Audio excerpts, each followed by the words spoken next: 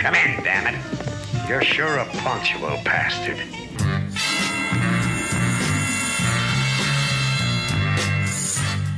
Welcome to the podcast at Orgy Castle. Sit back, darling, and enjoy with your hosts Derrick and Paula.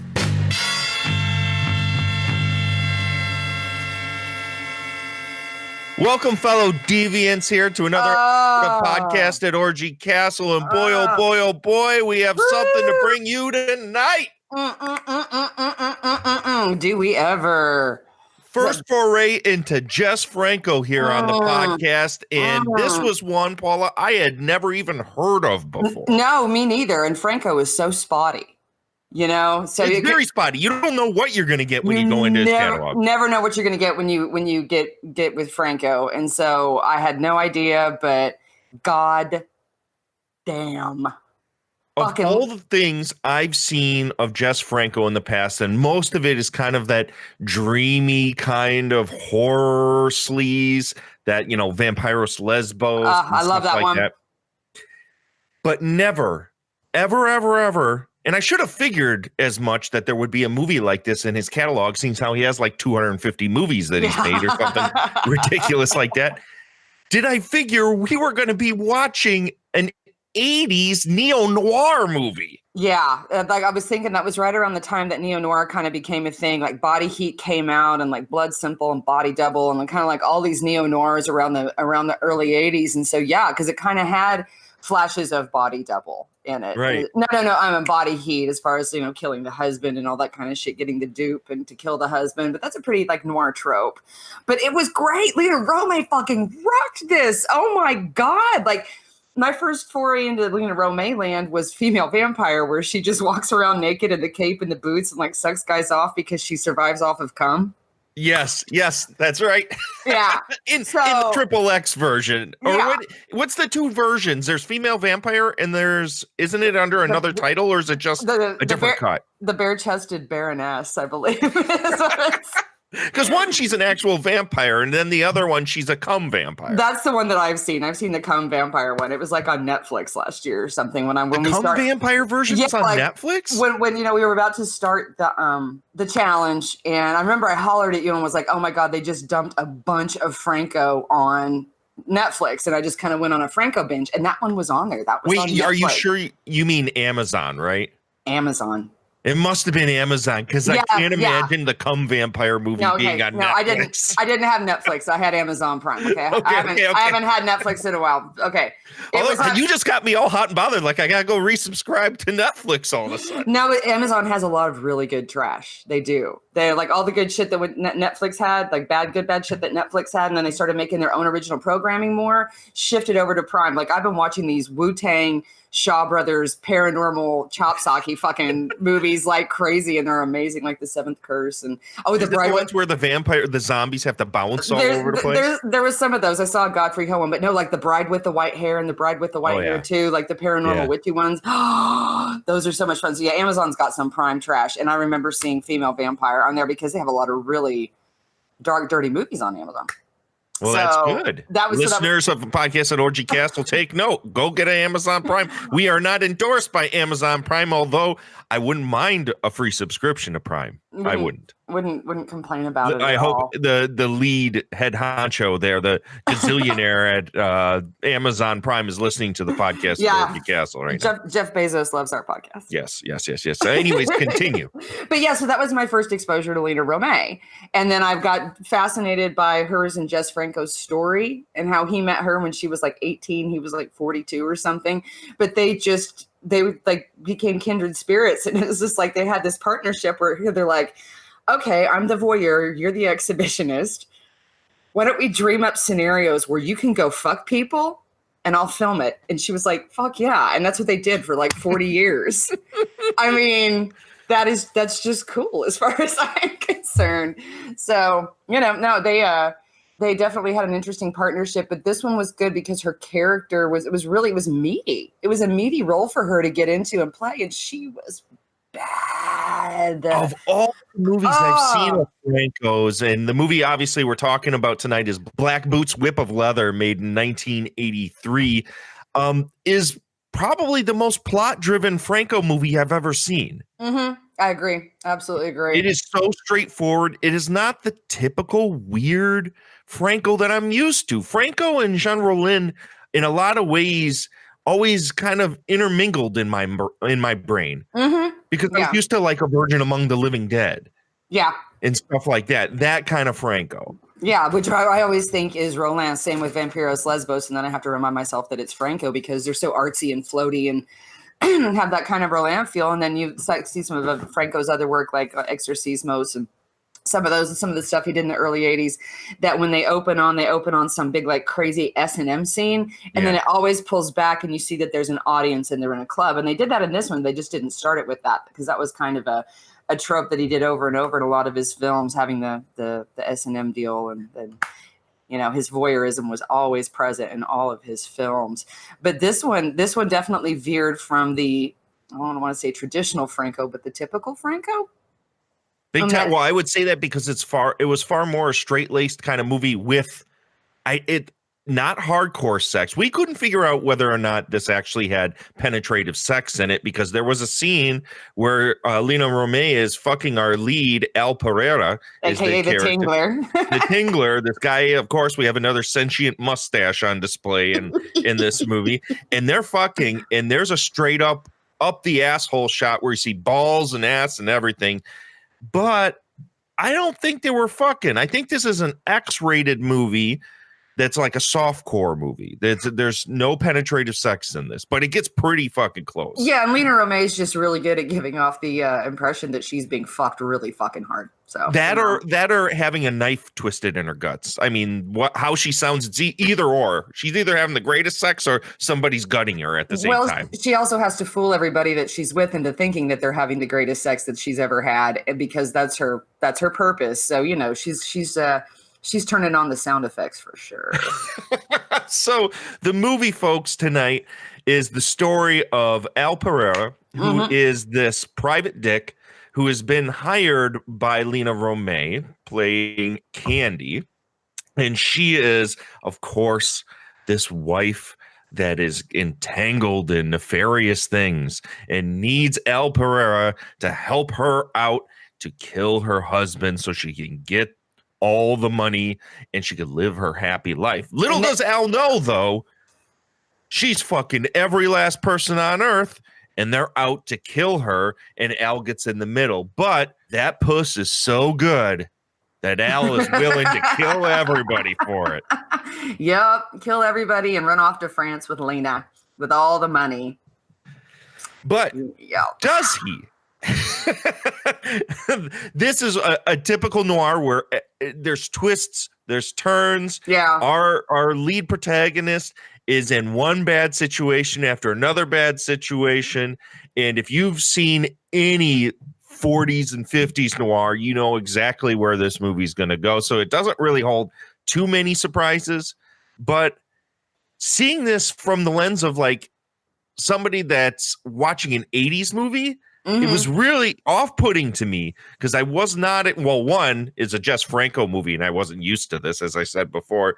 And two, this was a weird mix of, you know, in the 80s, there had to be this strong synth score and all the sleaze that play in this movie. But then there would be typical like black and white style. It's not in black and white, but I mean, the way they use shafts of light and all the way they frame stuff was very much like the classic noir movies. Very much so. Very, very much so.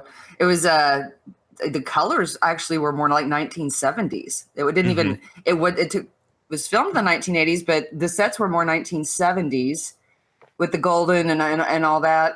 But then it had the noir deal. So yeah, it was a really interesting amalgamation of styles and eras, but it worked. It really worked. I don't know. For me, it felt very current almost to me because of the inclusion of the trans character and all of the incredible sexual fluidity in this. Oh, that was a main point of this movie is Candy. She was going back and forth between. She was a sex worker, essentially. She worked in a SM and sex club, kind of like Behind the Green Door almost, where there's an audience and there was somebody on display having a sex show. That's what she did for a living. And then she worked at this club with her husband, who was a trans person. Mm-hmm. Now, I didn't get, was he impotent, or did he not have genitals, or what was the issue there with him? The issue was he couldn't satisfy her like a man. Which I took as being he was impotent. Either impotent or has taken it or has had is post-op, pre-op. I'm not really sure. They didn't go into that. He was still sexually attracted to her because it showed them having sex, of him going down on her. And that he was jealous of her dalliances with other people, but he also had lovers. Of course. But it was just interesting to have a very feminine man in a role as a sexual entity and not being made fun of or anything like that. But here's this person, and this happens to be part of them, but all these other things are going on, and they have this rich life, and it's not just, look, here's a transvestite or a transsexual person, let's laugh at them. They were all very, for as what you could do with this movie, 3-dimensional characters. They weren't like cardboard cutout people. They had a lot going on. So that was cool, and I like that very much. So that felt like a very current 2019 thing to me. So I thought that was interesting that you would see something like that from 1983. Yeah, especially the scene in which Al is kind of, he's in the midst of a bunch of bullshit where he's killing off people left and right for candy, and she decides to hide him out in their house, and they're about to get some fucking on, but the husband comes home and he has to hang out in the corner, and the husband notices that Al's coat is in the room, and he had to have figured that, you know what, he must be here. And Lena, or Candy, I should say, is totally naked other than just a little toss-on robe, and proceeds to go down on her. So there's like a cuckold scene with this trans character in power of everything. Yep. Yeah. It was very cool. There were just so many things like that in this movie that I really, really, really like. The absolute non-judgmental and very accepting nature of all of these different types of relationships and human beings, and them all doing horrible things to each other, or her doing horrible things to them. Most of those people are just really her victims for the most part. Not that they're great people, but she's the one coming in and manipulating every single person in there to get what she wants. Yeah, she's that femme fatale of those, 40s and 50s noirs, but ratcheted up through the 80s sleaze lens. Oh yeah, totally. Big time. So we have, as we said, we had a trans person in here. We have lesbian sex in here. We have a scene of whipping. Obviously, Whip of Leather is in the title. There was one of our characters, I think her name was Berga, correct? Bruta, sorry. Bruta. And Al gets cornered in a room where he thinks he's going to go meet a doctor that's involved in all of the chicanery. Yeah, she's on their list of one of the people to kill of her husband's friends, because they're not just going to kill the husband, but they're going to kill his group too, which includes Bruta, the husband's boyfriend, and Dr. Rosenthal, the lady doctor. And so he goes and shows up at the lady doctor's, and apparently she knows what's going on, and she goes, "Yeah, come into my office and we'll talk," because he says he wants to take pictures of her because she has some sort of a secret personality. She says, "I don't know what you're talking about," and so he threatens her. That he says he's a reporter and that he's going to write something about her involvement in drugs and prostitution, right? So she goes, "Oh, okay, let's go talk in my office." And she throws him in a room, and there's the male lover and Bruta in the gold lame with the whip. Very long whip. Yes. It's it was like a big ass long cat of nine tails or something. And they tell him to strip. And then they hold a gun to his neck, and he has to strip at gunpoint. So, I mean, yeah, there was some pretty fucking intense shit in here. And then the doctor lady comes back in. She's changed clothes, and she's wearing the gold lame thing. And for some reason has her eyes rolled in the back of her head. And it was like a David Lynch scene. Yeah, this whole movie had a lot of elements of Lynch in it. It really had a Blue Velvet, Wild at Heart kind of thing going on. It was a trip. There was a lot of very, very strange stuff. And so since I'm a huge David Lynch fan, of course, I'm like, yeah, keep doing this shit. This is crazy. I just expected someone to come in and start saying, "Fuck me, Reggie, fuck me," But this preceded all that stuff by at least 3 or 4 years. Yeah, it did. It definitely did. And when she has him whipping him, and I love the fact that they're like, "Take your clothes off, all your clothes," and then they start whipping him, and you see he still has his fucking socks on. Yeah. I liked how when we were watching it, you noticed that. Too busy watching the doctor who's masturbating with another whip handle with her eyes rolled back in the head like she had just done a whole thing of poppers. Well, I was watching that too because that was it was so bizarre, but that was fucking hot. That was so hot. And she's just screaming harder, harder, harder because she wants to hear them beating him harder and harder and harder. And masturbating with that riding crop under those Golden Mace shorts. It was like, I should not be turned on by this. Yet here we are. Yet here we are. And then he ends up killing Bruta and the dude, right?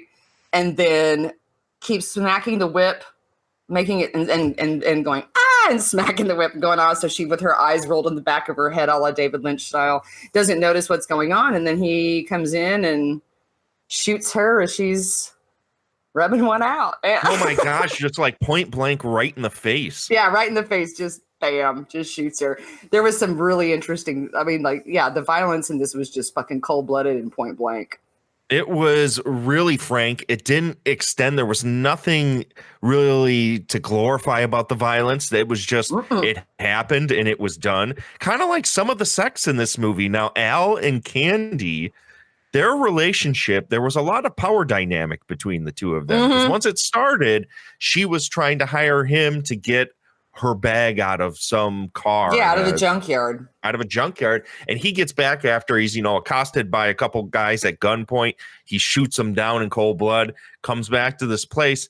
And then she's like, well, I have about a half hour free, because she could see that this guy's useful and that maybe she could rope him into all this hijinks that she has planned out. And at that point, he still has that amazing mustache and the Magnum PI shirt. Yes. Oh, yeah. He's completely like the Italian, or this is a Spanish movie, the Spanish Magnum PI at this point. And the sex between him and her, most of the movie is not romantic.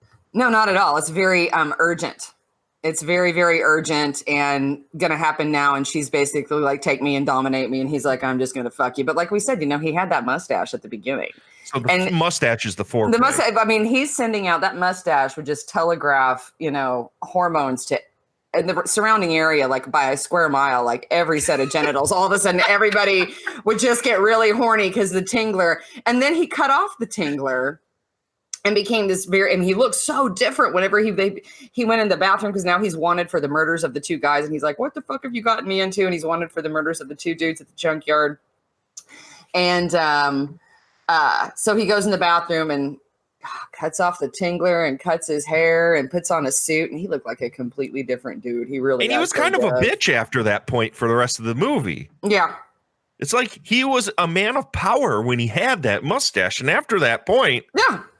He could be used by anybody. Samson cut off his hair, man. Fucking Delilah. It's an old story, as old as the fucking hills, dude. This is a lesson to learn, folks. Don't cut those mustaches off. Don't trim the tangler, dude. You're going to need that. but that's what they were showing, because that is such a typical noir trope, is that you've got this big burly dude that, they show him with his girlfriend who he doesn't really give a shit about. Poor Paula, who he doesn't really give a shit about. And she loves the hell out of him. And he's really nasty to her. Even when he comes in and she's fucking someone else who turns out to be the husband's boyfriend, he's just like, hey, okay, whatever. And then goes off and does his shit. He doesn't really care until the end when she dies. And he's like, oh, I'm so sorry.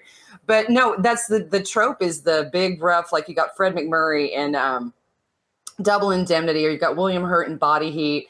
That's one of those tropes with the femme fatale, is that the guy's the big tough dude and this woman comes in and, works her magic and all of a sudden throws his world upside down. And throws his world upside down, and he'll do anything for her. And that's how he ends up, completely fucked up and dead by a river. And fucking her standing up with a hook dick.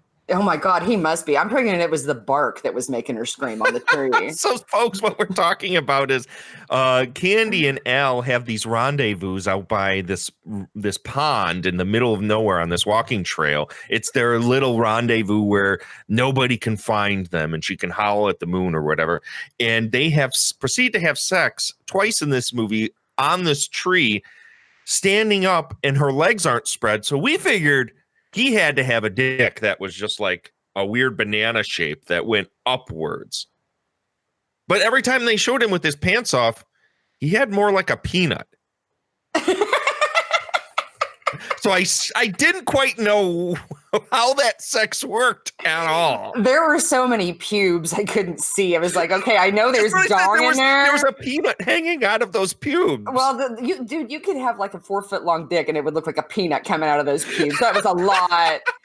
I mean, that was major bush going on there. He needed some manscaping. I mean, I'm no John Holmes, but Jesus Christ. I'm saying it's probably huge. That was just a massive bush. It was. Everyone had there's tons of massive bush in this movie. Yeah, I like the massive bush. Lena Romay's bush. Lena Romay just naked everywhere. I love her so fucking much. She is just such a fucking badass. I love that is how she lived her life. And she's wonderful in this movie. She is. Like I said, this was a meaty role. I mean, she was cute when she was 18 and female vampire. And, you know, she really impressed. That was her first movie she did for Franco. And she, apparently he's transfixed fire. But this was a role where she was like 8 years older, I think, at this point. And I mean, she really fucking rocked this. She was just nasty. She was just shameless and cold and sexy as fuck. That crazy little blonde bowl cut wig that she had on. I don't know. I mean, how the fuck did they glue that on when she's getting fucked? That thing had to be. I kept waiting for it to fly off. Yeah, well, also her husband, the trans man, woman, or whatever, a genderless person. That's what I would say he was. Also had the same kind of bowl cut wig on. Oh, it was 1983. Everybody was all up in the Dorothy Hamill. It was just the time. I had that haircut. Oh my God. Are you serious? Honey, I mean, probably. Do you proof of this? At my mother's house. Don't make me go there. I'm going to make you have to do homework and go grab. Okay. Send me that in a private message. I want to see that picture. It'll cost you.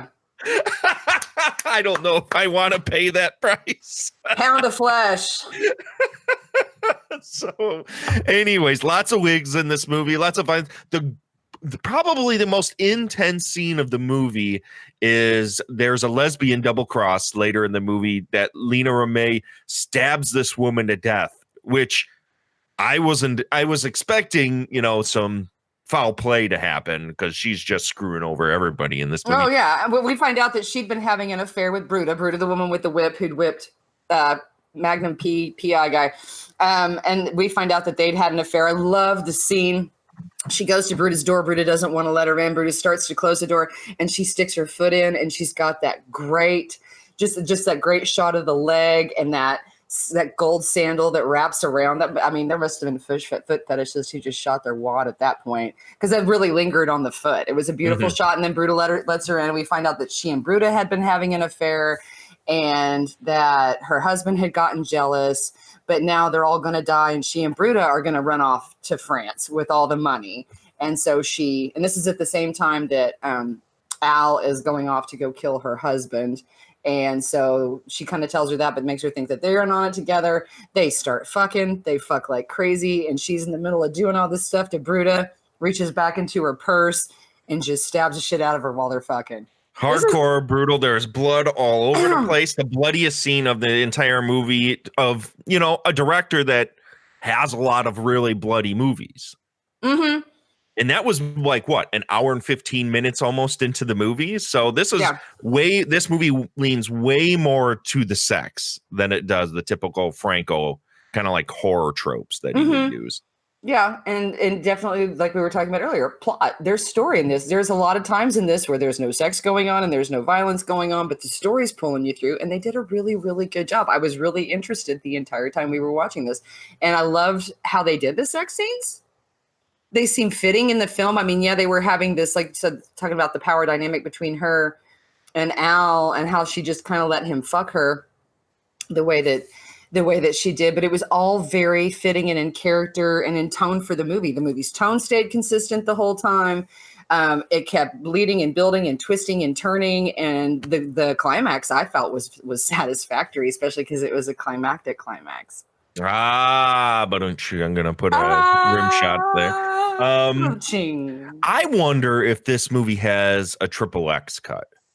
I would like to see that. It would not surprise me even remotely because I mean Franco has done some porn. Oh no, he and Lena Romay made shit tons of porn. Yeah. So this movie, some of the shots, this feels kind of like a cut down Okay. a little bit.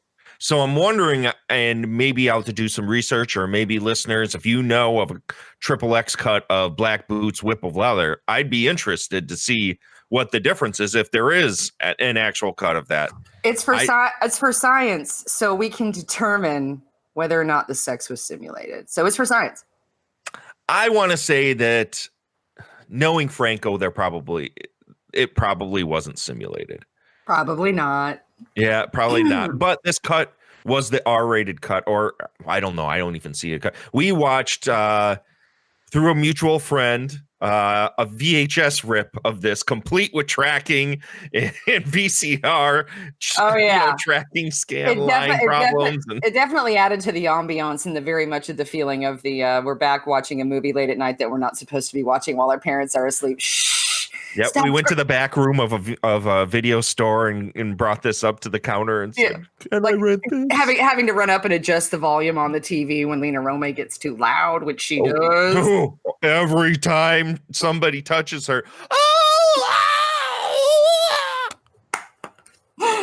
Yep, she's a damn fine actress, that one. Oh yeah, she's like, what was that movie? Was it Porky's where they called the girl the Howler, or Kim Cattrall? What was the movie which Kim Cattrall was the Howler in it? I have no I think that was Porky's. I think that was Porky's. My knowledge of 80s sex comedies is pretty limited. Now Jess Franco. So, Paula, let's get down to brass tacks. What's the Jackalman action? This is all the Jackalmans. This is the full 5 Jackalmans. This is every last fucking Jackalman. I enjoyed the hell out of this movie for entertainment value. For me, yeah, I love noir. I love it. I love 80s neo-noir. I will watch Body Heat and Blood Simple and all those movies just over and over again. I thought this was an amazingly lurid, sleazy take on all of that. It had Lena Romay. I mean, it was lurid and it was fun. The sex were actually sexy, which is rare in any of these movies that we watch. At least it was for me. There was some scenes in there that I was just like, okay, this is good. And I like that. That's fun. So it was, I mean, the opposite of Emmanuel at Tableau Island. This was actually titillating and fun and lurid and dirty, and it had a fun story. And Lena Romay just chewed up the fucking screen, and so did the dude who played Al. Everybody in this just really fucking killed it and threw it in there. It was a bit campy, but not too campy. So yeah, this for me was, and it had the David Lynch like surreality to it, but it still kept like a linear progression. This is one of my favorite movies I think I've ever seen. I fucking loved this movie. Holy cow, that's one hell.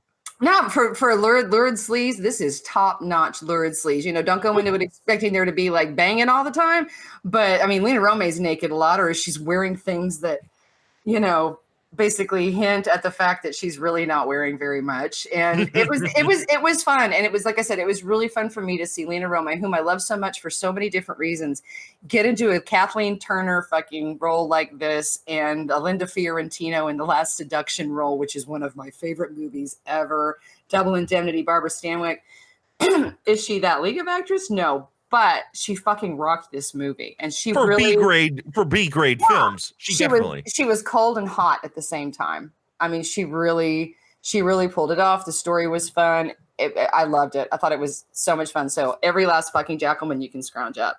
Oh wow, this is unexpected. I didn't expect this kind of glowing praise. One of the greatest movies you've ever seen. It's one of those weird movies. It's got all the disparate elements. Someone took a mishmash of a ton of shit that I like and made something that I found extremely palatable, entertaining, and fun, and that also, tickled my tingler a little bit. So, not going to complain. Oh, well, I also like this one. I'm going to give it 4 Jackalmans. I think 1 Jackalman deduction for me, mostly because once you realize this is a noir, you kind of know what's going to happen in this movie. So you are kind of just, going through the motions, waiting for the inevitable to happen. But that's not to take away from the fact that for a Franco noir, which I'm going to call a Fran noir. There you go. It's a damn good movie. Yeah, it's a really fucking good movie. I love the ending. I loved the ending. And she just leaves the fucking body there. Yeah. Fucks her up against their tree again. And the only moment in this movie that smelled of Franco was that final shot. Which, should we spoil this? Yeah. Okay, so they meet at their rendezvous spot, and you don't want to get this spoiled. It's a noir. You kind of know what's going to happen, but skip past about 30 seconds. So they meet at the rendezvous spot. They've killed every last motherfucker in this movie. They meet, and she's like, "Oh, you need to fuck me now." Yeah, right now. She's got the white trench coat on. She opens it up. And he sticks the hook dick in her, and he's fucking her against a tree. And of course, she pulls out a gun and shoots him right in the fucking guts. Right in the fucking gut. This is all one shot. All one shot. He falls to the ground, or as he touches her breast. Oh my God. Her on. body looked fucking amazing too. Phenomenal. Oh my God. That scene where he's like climbing down her and his hands are like ranking down her belly, and all I was doing was just like watching her body, and the way his hands made the impression on her body. I was like, God, she is fucking gorgeous. Oh, he's dead. Oh, and then we follow. The camera follows and tracks down to him slumping on the ground. She walks past, and in the background is sunlight shining through tree branches and leaves. But it doesn't end there. You figure, okay, we're gonna see Fiend. Nope.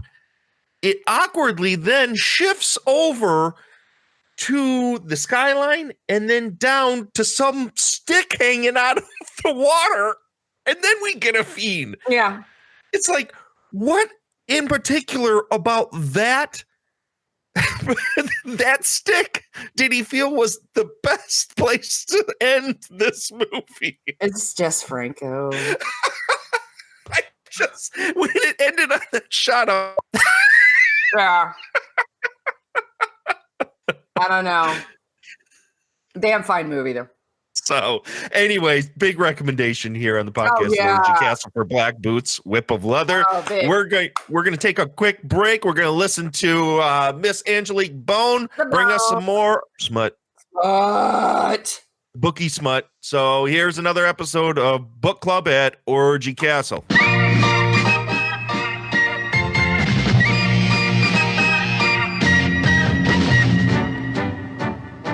Hi, welcome back to Book Club at Orgy Castle. It's your hostess, Angelique. Feeling a little devilish tonight. Why? Because we're finishing up Satan Was a Lesbian. I gotta be honest with you guys, this one was a bummer. Like, it was really kind of fun the first half. Well, this second half, man, tragic city. So, when we left off last week, Charlie was starting to catch feelings for little Miss Cynthia, and she was processing through that and was about to, decide, hey, maybe she can have love and all this jazz. Well, who ruins that? Karen and Billy. Ugh. So they kidnap the intrepid pair and go into the woods, and they threaten to, beat the daylights out of Charlie unless Cynthia decides to basically buy Charlie by having a little thing with Karen there right in front of her. So, Cynthia's like, heck yeah, I'll do whatever hot lesbian thing I have to keep you from beating up my girlfriend. So things start getting a little rambunctious, and Charlie uses her hot lesbian wiles to distract Billy, grabs the lead pipe, cracks them both. Cynthia and Charlie get away, and then the next day, Charlie blows town.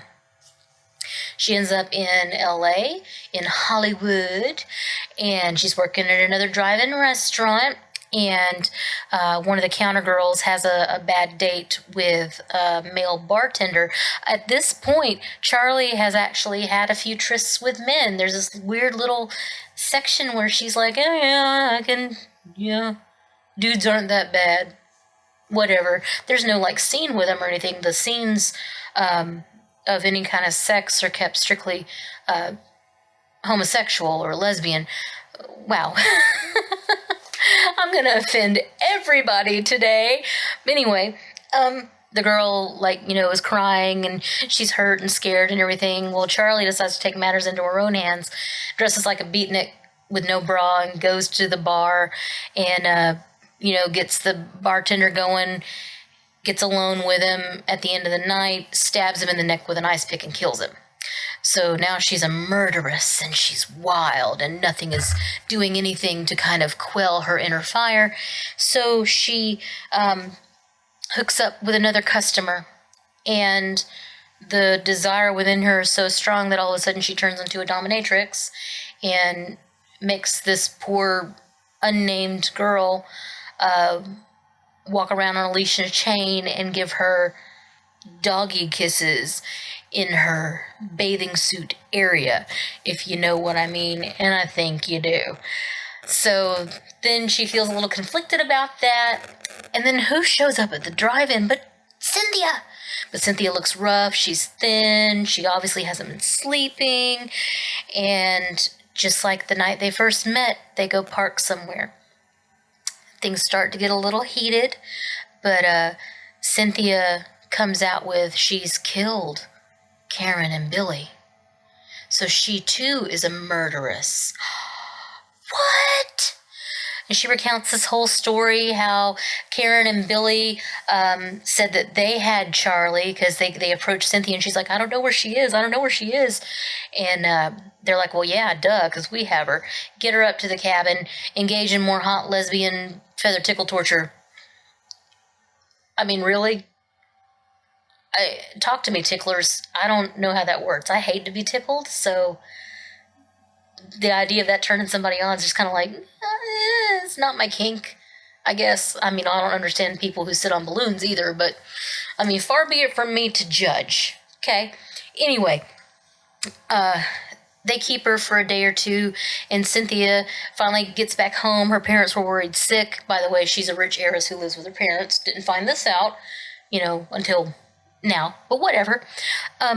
So she goes back because they keep promising to bring Charlie back. They never do.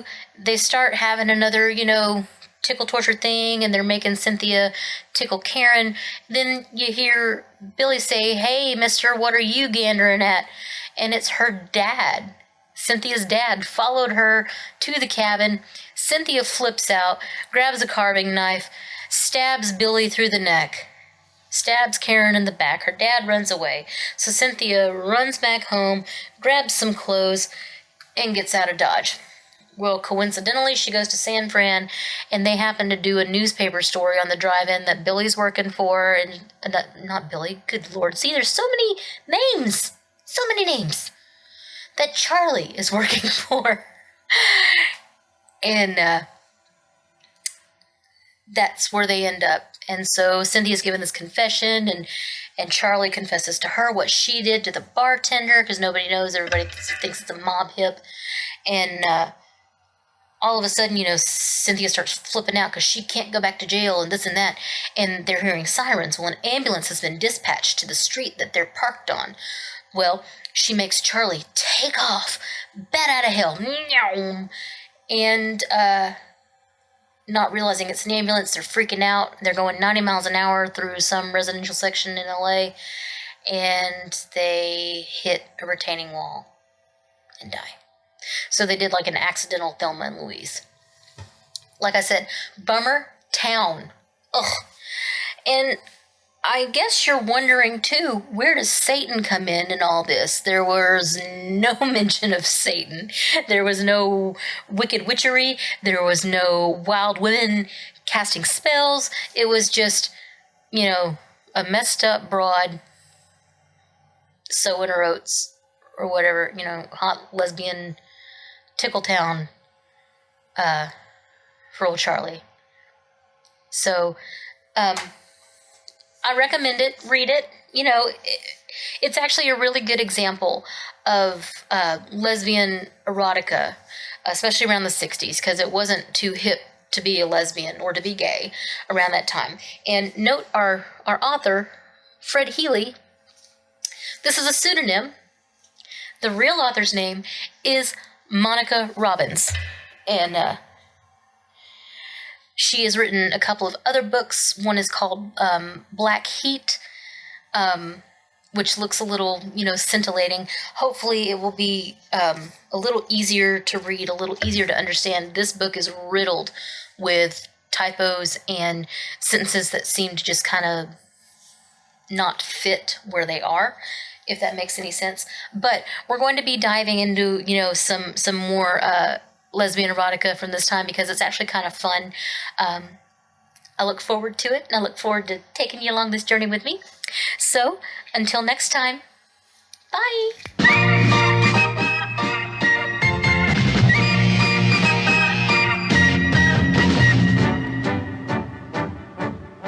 So, Paula. Yes. Do you know, and are you aware of the fact that next episode is our 25th episode? 25D. What? We've been doing this for 25 weeks. Well, actually longer than that, because we took a few weeks off here and there. Yeah.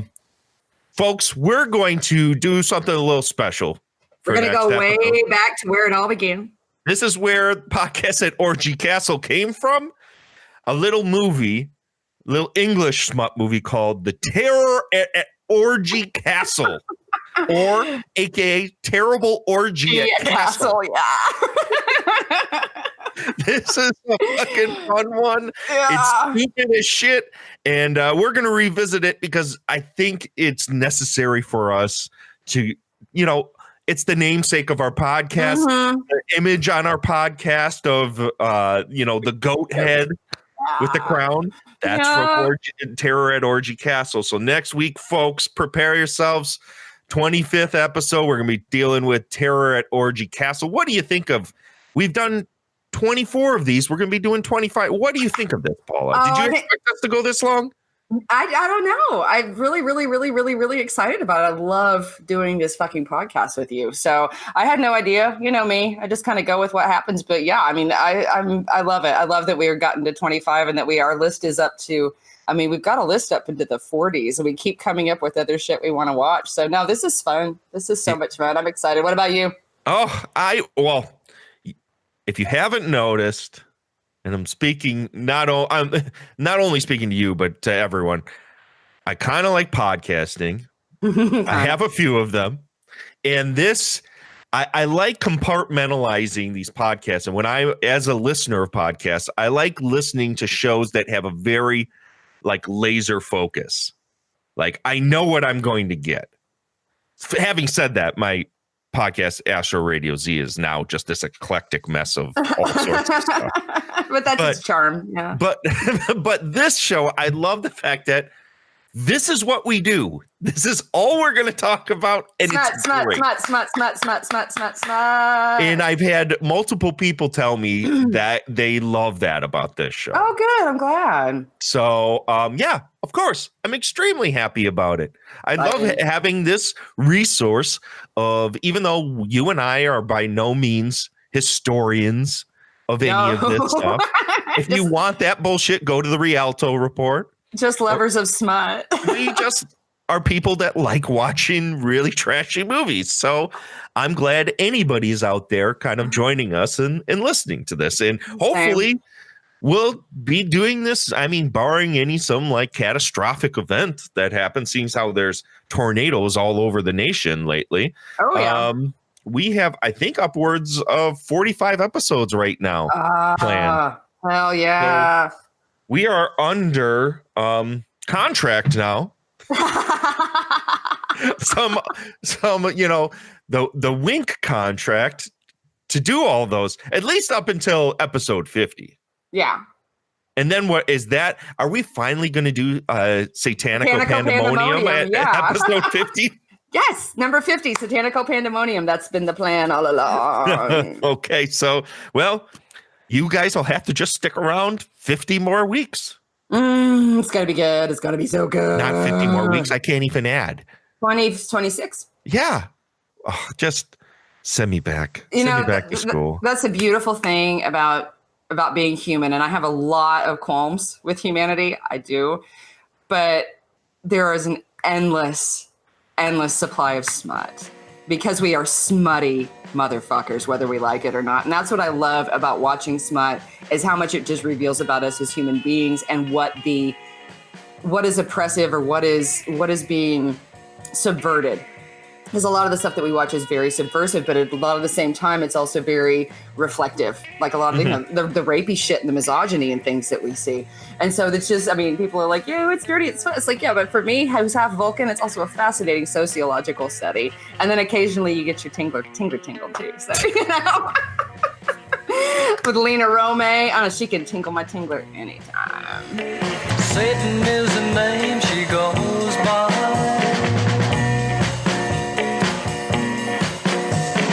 There's a lot of devil in her eye.